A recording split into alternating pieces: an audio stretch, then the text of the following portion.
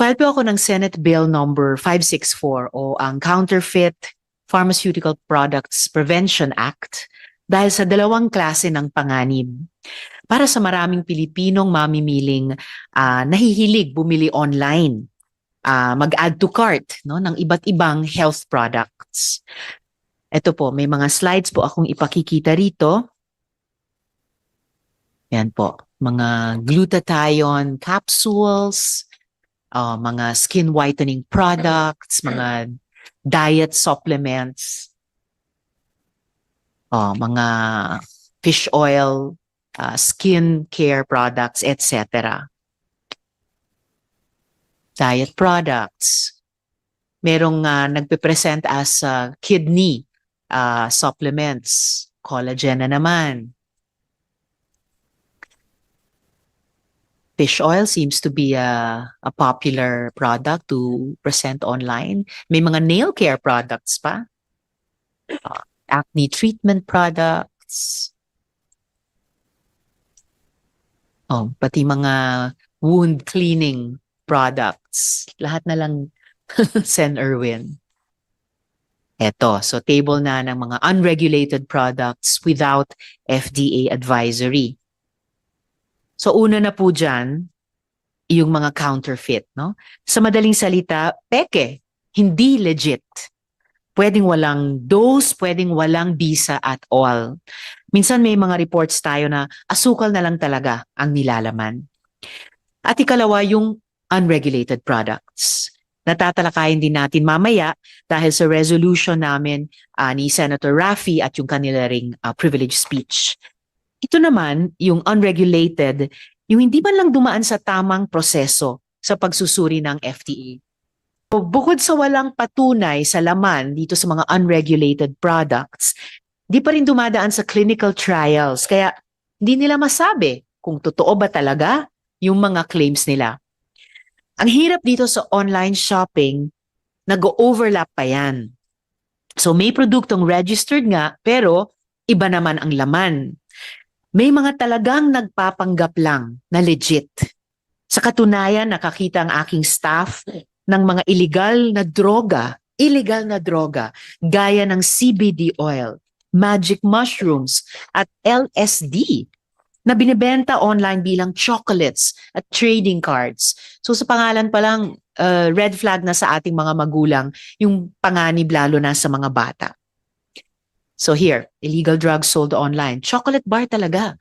Ang pagka-package, 70% cacao pa nakalagay dyan. So akalain mong dark chocolate. A few more slides on that or one more slide? Okay. So available even on Lazada. So matatanong natin sila mamaya. So online shopping, si seller, mabilis gumalaw. Nakapagtatago sa iba't ibang account, mabilis magpalit ng business model. Samantalang yung mamimili, salat, sa proteksyon, para pangang pinag-eksperimentuhan na. Samantalang ang ating mga kababayan, nagkakasakit na. At may mga ulat din mula sa ilang dialysis centers na pabata ng pabata ang mga pasyente nila. Isa sa mga tinitignan ay yung pag-inom ng supplements o gamot na hindi malinaw ang pinanggalingan at hindi dumaan sa tamang regulasyon. So, saan ba talaga nagkukulang? Sa batas ba o sa enforcement ba? Kaya gusto nating panagutin ang mga regulatory agencies natin gaya ng FDA, pati na rin ang mga online platforms gaya ng Facebook, TikTok, Shopee at Lazada. Dahil kung ang bentahan ay nasa platforms, dapat may malinaw rin silang responsibilidad, lalo na ang kanilang takedown policies. Huwag nating hayaang mabaliwala ang mga itinutulak natin sa universal healthcare. Dahil kahit anong sistema pa ang meron tayo, kung mahina ang regulation, kung sumusugal naman ang ating mga kababayan sa mga delikadong produkto, maraming Pilipino pa rin ang magkakasakit. Sa pagdinig na ito, malinaw po kung sino ang main character, ang Food and Drug Administration o FDA. At ipapakita ko kung bakit. Una, dahil sa online selling platforms, halos lahat ngayon ay one click away. Pero kasabay ng convenience, one click away din kayo sa panganib. Sa Shopee, nakabili kami ng prescription-only medicines kahit walang reseta. Nag-test buy ang aking opisina ng clobetasol proportionate and co-amixoclav at napatunayan naming totoo ito. Malinaw po, illegal ito, delikado at direktang nagtutulak sa self-medication at antibiotics resistance. Yan po yung dalawang gamot na nabanggit ko. Yan ay dapat prescription medicine. Pero nabibili po sa Shopee ng walang prescription. Pangalawa, sa social media naman, laganap ang fake ads at AI manipulated health products promotions. May mga video na nagpapakitang ako raw, pati ako nagamit. Si Dr. Willie Ong, pati si Dr. Vicky Bello ay nag-iendorso ng kung ano-anong produkto. Peking video, peking endorsement, peking lunas. At dito, hindi lang po bulsang nasasaktan, kundi buhay at kalusugan ang nakataya. Pangatlo, uso rin ngayon sa TikTok ang tirzepatide. Pero hindi lahat ng uso ay ligtas. Sa Pilipinas, isa lang po ang FDA registered, ang Monjaro. Dahil mahal ito, maraming napipilitang sumugal sa black market. Ang problema, ang mga binebenta online ay hindi FDA registered. Ang bibenta ng mga ito ay hindi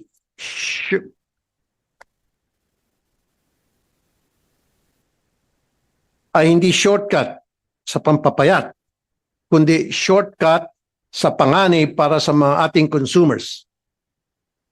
FDA, Attorney Paulo Teston, kung seryoso kayo sa consumer protection, hindi pwedeng lusot ang mga content creators na nagpo-promote ng unregistered products. Matatanda nung budget season at sa aking privilege speech noong December 15, malinaw kong binatikos ang incompetence at inefficiency ng FDA. Kaya ako po'y nagbigay ng habon. Dating po ng budget hearing, titingnan po ulit yung mga advisory ninyo. At kapag wala pa rin kayong action, so I will challenge you to resign. We will comply po, Your Honor. And this is the second challenge I'll give FDA. What if my office or Rafi Tulfo in Action mapatake down yan in 1 week or less yung mga product na sinasabi ng FDA, huwag tangkilikin, pero ang sabi ng FDA, mahirap nilang patanggalin. Paano kung kaya kong pantanggalin yan in less than a week? Will you tell your Director General of the FDA, ask him to resign? Sumagot na po ng yes. Ilang buwan o taon ng mga produkto hindi niya ma-take down. Napa-take down ko po in just 7 working days. At 2 tao lang pong inassign ko para tutukan yon. Whereas siya, mahigit 800 ang kanyang mga tao by the hundreds of millions of pesos ang kanyang budget kada taon. December 9, 700 product listings have been taken down. 373 by Lazada, 189 by Shopee, and 138 by TikTok Shop. Secretary Bosa, make true to your word for the sake of the health of the Filipino people, demand the resignation of FDA Director General Paulo Teston. Kung meron pang natitiyang hiya sa mukha mo, mag-resign ka na. As of today, 970 products listings have been taken down based solely on the products I raised during the budget hearings. Samantalang ang takedown operations ng FDA na Oplan Cataros ay naging Oplan di Tinapos. Dahil mula March 25, hindi na updated ang website. Ano na po ang nangyari? Lagana pa rin ang unregistered, unsafe at fake products. Hindi lang online, kundi pati sa mga pisikal na tindahan. My team visited establishments inspected by the FDA on October 17 and other retail stores. And we were still able to purchase unsafe and unregistered products like Hokkaido slimming pills containing amphetamine na may FDA advisory na since 2013. For more than 10 years, hindi ma-takedown ng FDA itong produkto na may amphetamine na alam naman natin, yan po isang sangkap sa shabu. Pero na-takedown po ng inyong lingkod sa loob lamang po ng 1 linggo. Ibig sabihin, napaka-inutil po talaga ng FDA. The following are some of the unregistered or unsafe products we were able to purchase. I-display po namin ang produkto. Ayan po, ang display. Mamaya po, pakita ko yung mga produkto na bilhin namin. There are just some of the unregistered products in the market. Maraming advisory ang ini-issue ng FDA. Pero nasaan ang konkretong aksyon? Wala. Palagay ng palagay na advisory sa kanilang website ang FDA, pero walang follow-through. Nagdududa tuloy ang marami, baka nag-aantay ng lagay.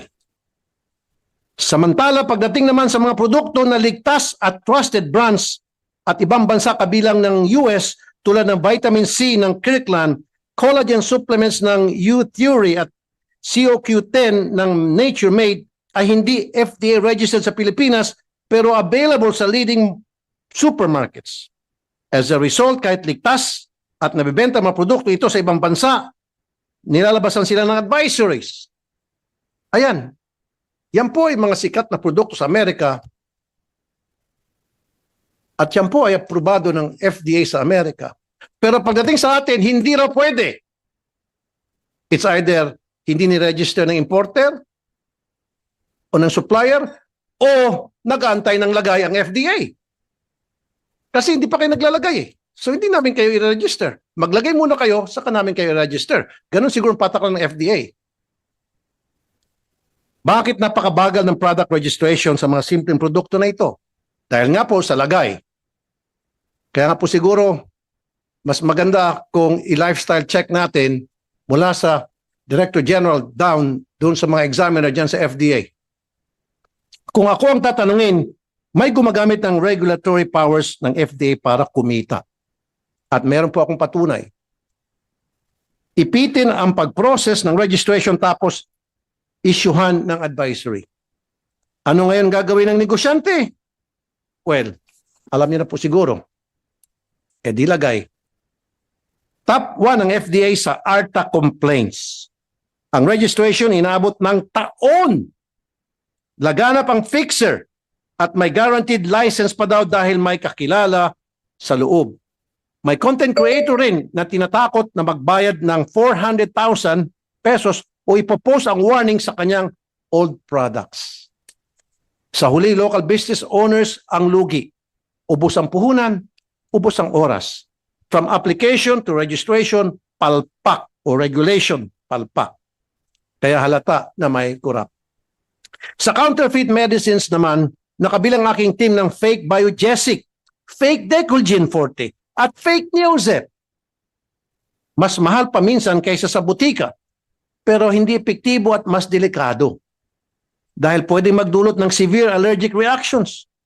May naibalita rin na peking cancer medicines, mga produktong dapat binabantayan online ng ating enforcement agencies. Dahil kung aasa lang sa FDA, baka marami nang mamamatay o dili kaya magkakasakit.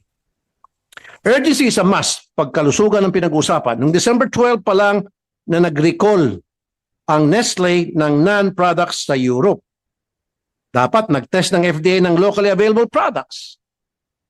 And by January, when the recall was announced in the Philippines, an FDA advisory should have followed immediately. As parents, we were already reporting symptoms. Consumer welfare, especially the safety of babies, is more important than delayed regulatory action. Sa pagdinig na ito, malinaw kung sino ang main character. Ang tanong, bida ba sila sa consumer protection o silang kontrabida sa kalusugan ng bayan? In public health advisories are not enough. Action is the real measure of credibility. With this, Madam Chair, I reserve my questions for later. I support yung mga issues and concern raised po by the chairwoman and by Senator Raffy Tulfo regarding these issues, problems within the FDA. I, for one, also experienced the same thing. Very unfortunate po na nagreklamo po sa akin ay ang local government ng Palawan, ang Office of the Governor. May pinaprubahan po sila ng mga dialysis machines sa FDA 2018 pa po. 2018, dialysis machine para gamitin po sa provincial hospital ng Palawan. Ang hindi po nila maintindihan ay nakatenga lamang daw po doon since 2018 hanggang nung nakaraang buwan. Inilapit po nila sa akin. In fairness naman po, itinawag ko po sa tanggapan po ni Attorney Teston at kaagad naman pong inaprubahan nila. Pero the question was, bakit tumagal ng from 2018, 2025 pa ng December ay hindi pa po na-aprobahan na kailangan po ng ospital ng Palawan yung mga dialysis machine. Kasi magiging libre na po ang pagpapagamot ng mga Palawenyo.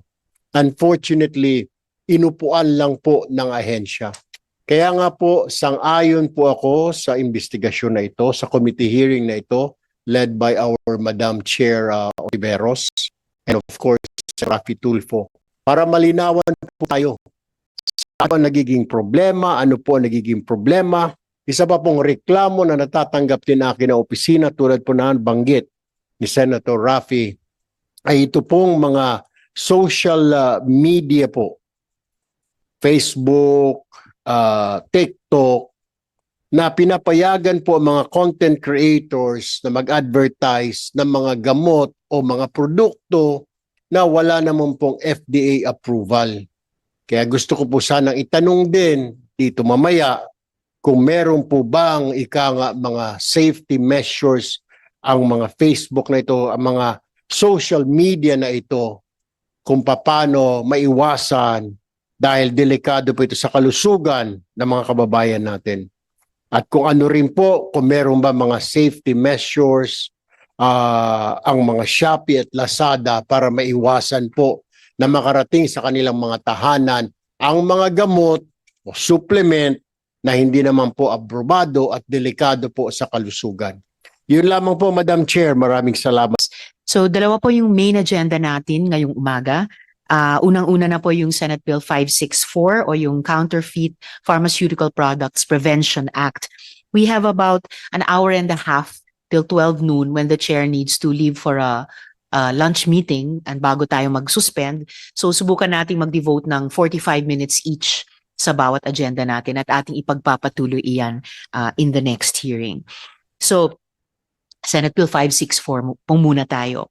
The subject bill provides the legal framework to allow government to more effectively prevent counterfeiting activities as well as detect and respond to actions that may result in counterfeit pharmaceutical products. The bill provides stricter prohibitions and declares large-scale counterfeiting activities as economic sabotage. So we now invite the DOH. Andito ba ang DOH, Comsec? They're here. Okay. So we'll invite first DOH and of course FDA as well as other stakeholders to give a 3-minute presentation each on their assessment, your assessment of the extent of the problem and how the bill will be able to respond to these concerns.